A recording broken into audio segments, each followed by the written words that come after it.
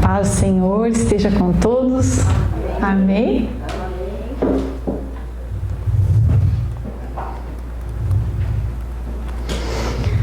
Primeiramente, eu gostaria de desejar a todos os pais um feliz Dia dos Pais. Amém? Todos os pais que estão aqui, felicidades a vocês, pais. Vocês são muito importantes na vida dos teus filhos. Acreditem, vocês são essenciais.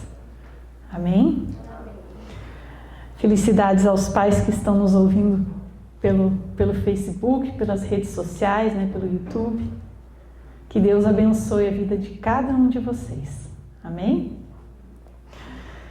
E o tema muito propício para hoje, que eu escolhi para essa ministração, o nome dessa ministração de hoje chama-se Deus é Pai.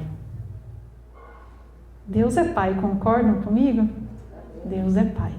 E na palavra de Deus são várias as passagens que falam que Deus é nosso Senhor e nosso Pai. Em Filipenses 2:11 fala assim: e toda língua confesse que Jesus Cristo é o Senhor, para a glória de Deus Pai. Se nós colocarmos lá na busca, na nossa Bíblia, nós vamos achar muitas passagens bíblicas falando que Deus é Pai. Mas e quanto a nós? Todos nós, as pessoas, somos filhos? Todas as pessoas já nascem filhos de Deus? Muitas pessoas pensam que sim, né? Eu mesma já pensei isso. Mas quando começamos a estudar a Bíblia, percebemos que na Bíblia, de acordo com a palavra de Deus, nós todos temos o direito de sermos feitos filhos de Deus.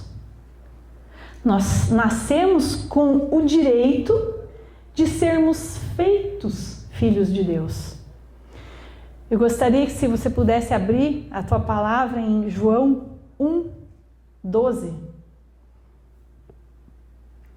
Fala assim: mas a todos quantos o receberam, deu-lhes o poder. Quem que deu o poder? Deus, através de Cristo, de serem feitos filhos de Deus, a saber, aos que creem em seu nome. Então, o que nos torna filhos de Deus? De acordo com a palavra de Deus, o que nos torna filhos de Deus? Todos nascemos criaturas de Deus. O que faz essa diferença? Nós nascemos com esse direito. Quem nos deu esse direito? Cristo.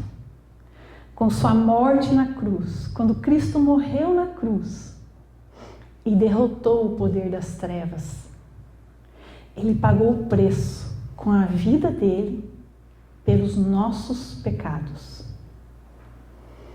E assim nós podemos ter acesso ao Pai. Então, o que aconteceu?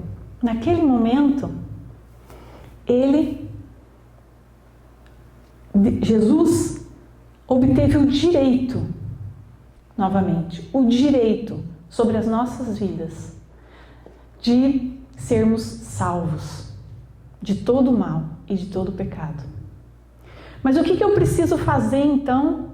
O que eu preciso fazer para ser filho de Deus? Eu preciso crer nisso. Crer no que Ele fez. Crer que Ele morreu na cruz para me salvar. Se eu creio nisso, já é meio caminho. E o que mais que eu preciso fazer? Declarar. Então eu creio com o meu coração e eu declaro com a minha boca. É isso que está escrito na Bíblia, que eu preciso fazer para ser aceito como filho de Deus. E você? Você que está aqui, você que está assistindo, você já fez isso? Você já declarou isso? Se você não fez ainda, ou se você tem dúvida, eu convido você para fazer isso agora. Eu gostaria de convidar vocês a ficarem de pé. Vocês que estão aqui, vocês que estão nos ouvindo em casa, fica de pé. Porque você não vai sair daqui, você não vai sair daí onde você está, sem você ter a certeza de que você é filho de Deus. Amém? Então declare assim: Deus, eu creio que Jesus Cristo é o meu único Senhor e o meu Salvador, que Ele morreu na cruz para me salvar. E hoje eu tomo posse da vitória de Jesus naquela cruz sobre a minha vida. Amém. Amém? Na palavra de Deus fala que quando nós sentimos isso com o nosso coração e declaramos isso com a nossa boca, nós recebemos por direito ser chamados filhos de Deus. Então você que fez essa oração, ou que não tinha certeza se tinha feito ou não, agora tenha certeza, você é filho, você é filha de Deus. Amém? E quando nós fazemos essa oração, na palavra de Deus fala que nós nascemos de novo. Vocês já ouviram uma passagem que fala assim, que se você não nascer de novo no Espírito, aquele que nasce do Espírito a Espírito, aquele que nasce da carne a carne, né? Então nós temos que nascer de novo. Isso é nascer de novo no Espírito. Quando nós declaramos essa verdade, quando nós declaramos que Jesus é o nosso Senhor e nosso Salvador, nós nascemos de novo. Nós somos nova criatura. E esse novo nascimento espiritual, com esse novo nascimento, nós recebemos o DNA do nosso Pai. O DNA dele. O DNA espiritual. É isso que fala a palavra de Deus. Amém? Eu quero que vocês vão conferir na palavra depois, se vocês não acreditam em mim, né? Sempre a gente tem que conferir.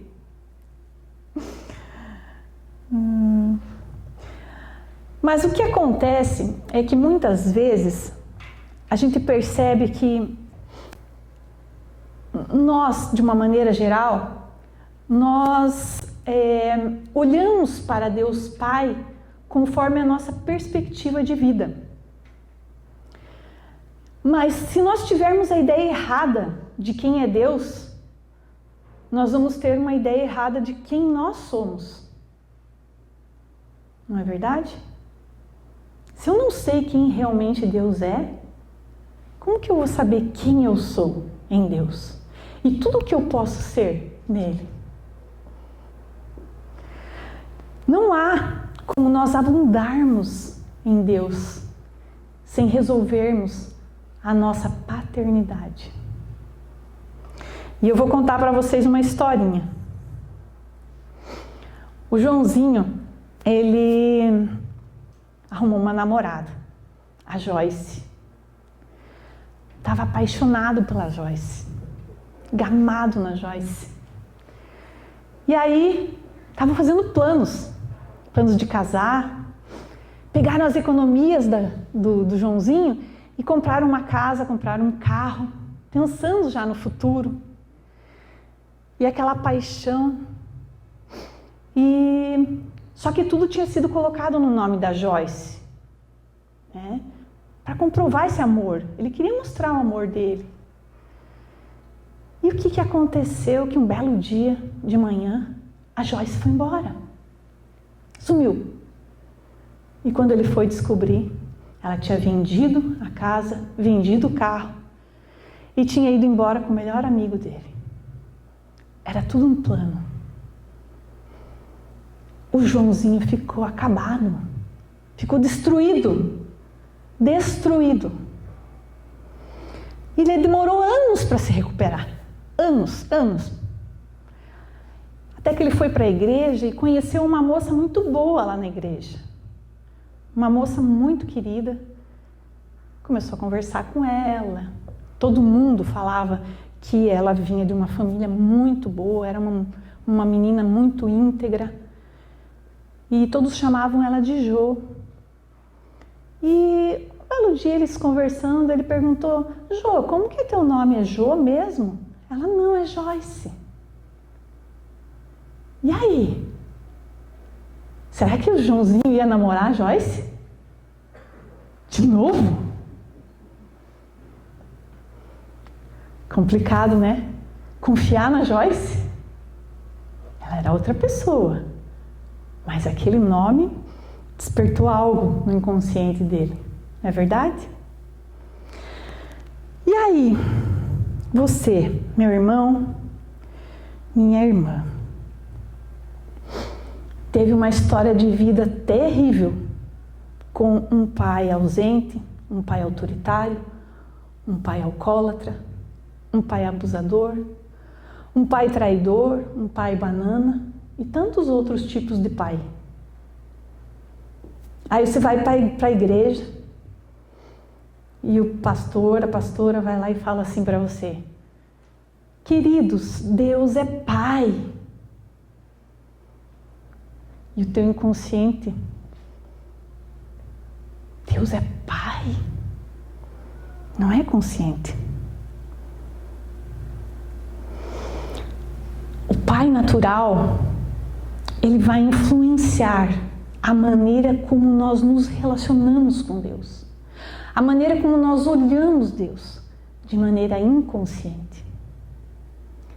Por exemplo, se você teve um pai permissivo, pai que deixava você fazer tudo, ele prometia que você ia ficar de castigo se você fizesse aquilo, mas nunca te deixava de castigo. Ele dizia que se você fosse naquele lugar, você ia apanhar. Ele nunca te bateu. Ele nunca cumpriu aquilo que ele falava. Tudo acabava em pizza.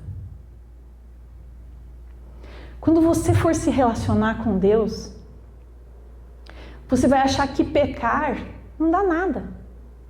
Deus é pai, não é mesmo? Vai acabar tudo em pizza. Ah, inferno não deve existir, imagina, Deus é pai. Só que Deus, ele é diferente do teu pai permissivo. Porque Deus cumpre aquilo que ele fala. Amém? Deus é fiel. Sabe, eu sou de uma geração, talvez alguns de vocês aí também são dessa mesma geração, que nossos pais tinham problemas grandes para resolver. E as crianças tinham as suas vidas, né? Tinham seus amigos, tinham, claro, regras, as horas para chegar em casa. Mas os pais não sabiam da nossa vida de criança. Eles não sabiam o que acontecia com a gente. Né? As crianças viviam à parte. Né? Os problemas das crianças não interessavam para os adultos. Como hoje a gente vê, né? A gente se preocupa com os filhos e tal. Naquela época não. Nem o pai se preocupava com o filho. Era tudo coisa de criança.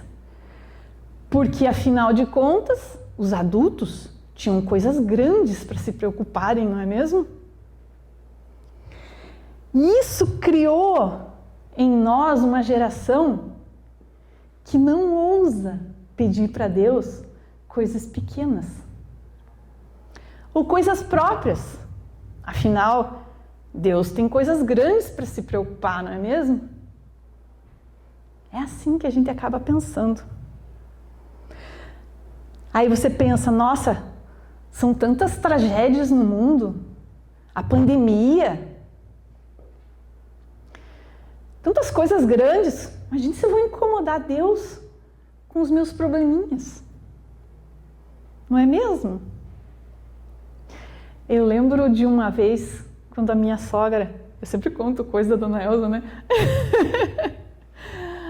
Logo que ela se converteu, ela me contou que nós morávamos em Curitiba e ela me contou que tinha ido na loja trocar uma bolsa que veio, acho que estragada, veio com problema. É mais ou menos assim que eu lembro a história.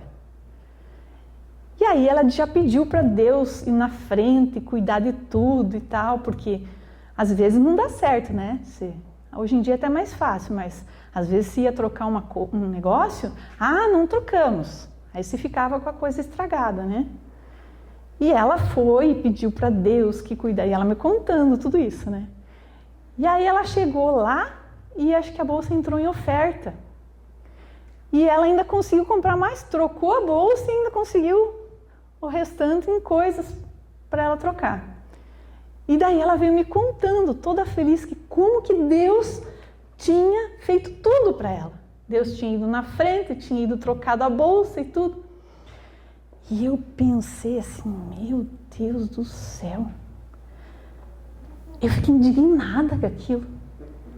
Pensei, como é que ela vai incomodar Deus com uma bolsa?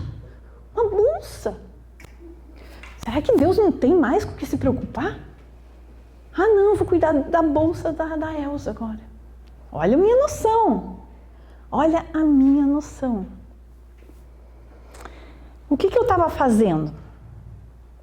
Eu estava limitando o poder do Deus Todo-Poderoso, onipresente, onisciente, onipotente. O Deus Criador de todo o universo. O universo que a gente não pode contar. Ninguém conseguiu medir ainda esse universo de tão grande que ele é, de tão infinito que ele é. Por mais que os homens estudem, investiguem, eles não conseguem chegar até os limites desse universo. Aí você pensa, mas Deus é macro, ele se preocupa só com coisas grandes. Não.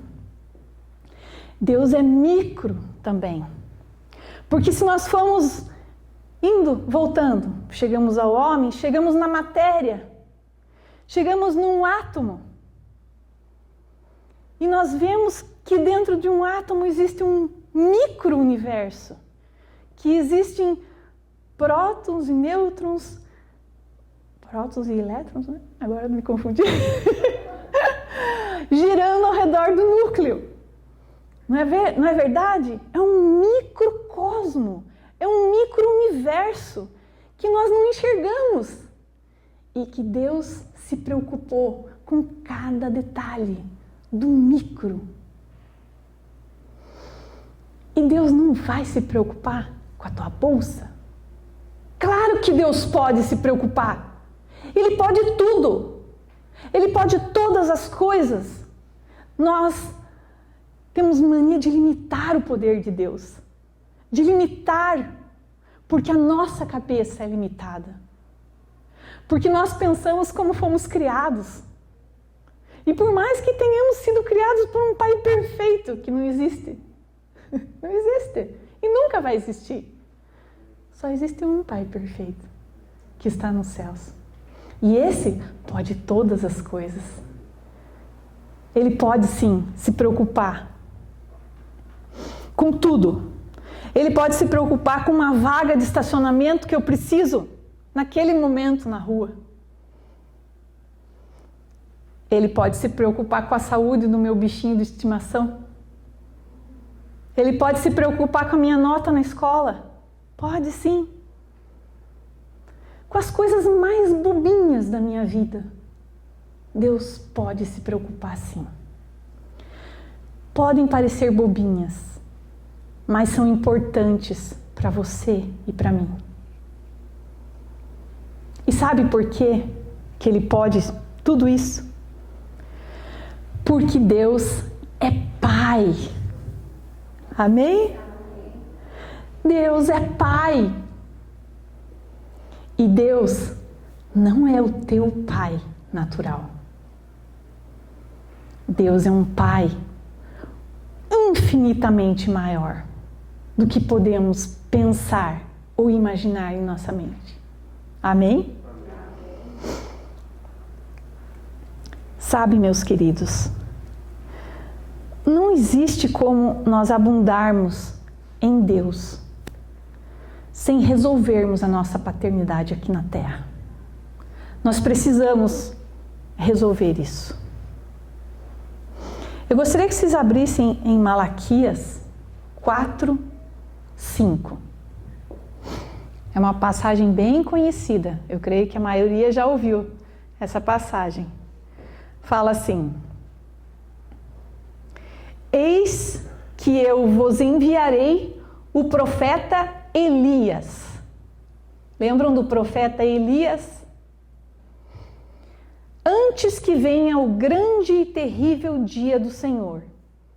O dia do Senhor é o dia do juízo final. E ele converterá o coração dos pais aos filhos e dos filhos a seus pais, para que eu não venha, isso é Deus falando, e fira a terra com maldição. Um dos últimos avivamentos, antes do final dos tempos, será a paternidade. A paternidade. Você já se perguntou por que Deus diz que enviará o espírito do profeta Elias? Por que Deus não falou o espírito de Samuel?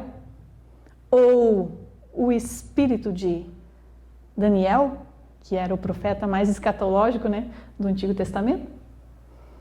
Por que Deus falou o espírito de Elias? Porque Elias, ele deixou um filho espiritual que foi o dobro do que ele. Elias tem na palavra de Deus 12 milagres relatados. Claro que fizeram mais. E Eliseu tem 24 milagres relatados, que foi o seu filho espiritual. E esse é o modelo que nós devemos seguir. Modelo de paternidade. Nós, como pais espirituais, devemos replicar filhos e também pais naturais, que serão mais do que nós. Por isso que nós devemos cuidar muito, porque eles vão imitar exatamente aquilo que nós fazemos, não o que nós falamos para eles fazerem. Porque o que nós vemos o nosso pai fazendo, nós vamos fazer também. É o que a gente vê eles fazendo. E tudo o que eles fazem, nós faremos mais. Tanto para o bem quanto para o mal. Digamos que o pai foi um alcoólatra, o filho, a tendência é ir para as drogas também. Começa no álcool, vai para as drogas. Agora, se eu decido mudar a minha vida, né? Eu vou fazer uma nova história. Se eu sou chamado como filho de Deus, eu como pai, eu estou falando assim como se eu fosse pai. Se eu tivesse uma história dessa, eu pensei assim, não quero que meu filho receba essa maldição. Quando nós fizemos essa oração, declaramos isso, Deus nos dá uma nova vida. Então nós temos uma nova chance de começar tudo de novo. Mesmo que a gente já seja velhinho, não importa. Nós somos uma nova criatura. E nós podemos fazer tudo diferente do que o nosso pai fez. Porque nós não queremos que o nosso filho sofra. Nós queremos ser pais abençoadores. Nós queremos que eles sejam mais que nós, mas mais que nós nas coisas boas. Porque se eu sou um pai violento e eu não tenho Cristo em minha vida, provavelmente o filho será pior ainda, se o filho não receber Cristo na vida dele. Provavelmente irá até ser preso por violência. E cada vez a coisa vai aumentar, porque os filhos sempre vão dar mais que que o pai. Agora, a escolha é do pai, porque o pai dá um modelo. O pai é um modelo. Jesus, quando ele falou, quando os discípulos estavam admirados dos milagres que Jesus fez, o que ele falou para eles? Coisas maiores vocês farão em meu nome. Coisas maiores que Jesus. Paternidade. Paternidade. Vocês farão coisas maiores. Sabe uma coisa que eu e o Sandro sempre falamos, entre nós dois? É que o nosso sonho é que os nossos discípulos sejam muito maiores que nós. Você imagine, é essa a nossa função. Criar pessoas, criar filhos que sejam maiores do que nós. Nós sempre falamos isso para os nossos filhos. Filho, eu quero que você seja muito melhor que eu, em tudo. Você vai ser muito melhor que eu. Isso a gente sempre fala para eles. Eu e o Sandro. E sabe, é por esse motivo que o inimigo ataca tanto a paternidade. O inimigo ataca de maneira tão grande os pais dessa nação. Nós vemos que quantos problemas as pessoas sofrem com os seus pais, não é mesmo? Com tudo aquilo que eu já citei. Então veja, pai que está me ouvindo agora, que grande responsabilidade você tem nas tuas mãos. Você vai representar Deus para o teu filho. Que tipo de Deus você está representando para o teu filho? Um Deus banana? Um Deus vingativo? Que tipo de Deus? Um Deus amoroso? E você, que é filho? Todos somos filhos, né? Pais nem todos, mas filhos, todos nós somos. Você que é filho, precisa resolver a sua paternidade na terra. Se o teu pai é vivo, vá até ele e libere perdão para ele, verbalmente, libere. Perdoe e peça perdão por ter odiado ele, por tudo que ele te fez. Isso vai destravar a tua vida. Você não precisa conviver com essa pessoa que te feriu tanto. A Bíblia diz que nós precisamos honrar, por mais terrível que ele tenha sido, por mais imperdoável tenha sido o que ele fez. Nós devemos honra. Amém? Agora, se o teu pai já morreu, você pode, hoje mesmo, ir lá para o teu quarto e falar com Deus. E verbalmente liberar perdão para Ele.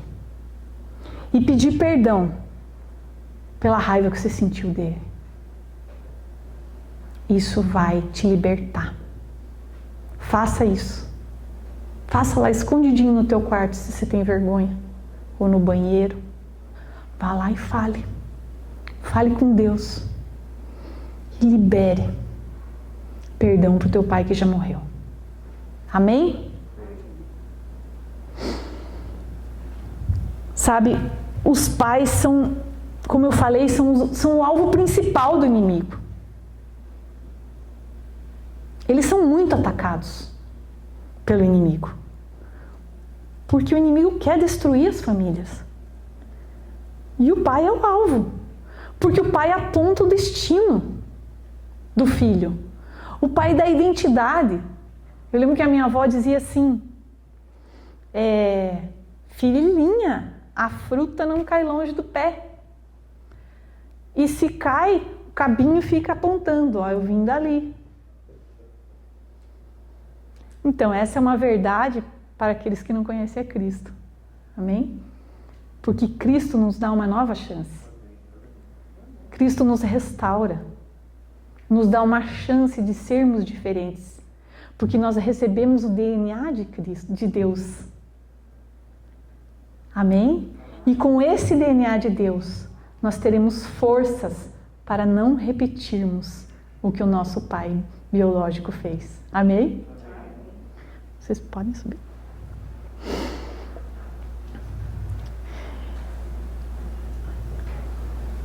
Se você não teve um pai que te deu direção e que disse quem você é, hoje eu venho trazer boas novas para vocês. Boas novas. Você tem um pai nos céus. Amém? Um pai que não rouba. Um pai que não mente. Um pai que não abusa. Um pai que é amor, que é fiel e justo, que perdoa, que ensina, que tem palavra e que nunca, esse pai nunca, jamais vai te abandonar. Ele sempre vai estar contigo.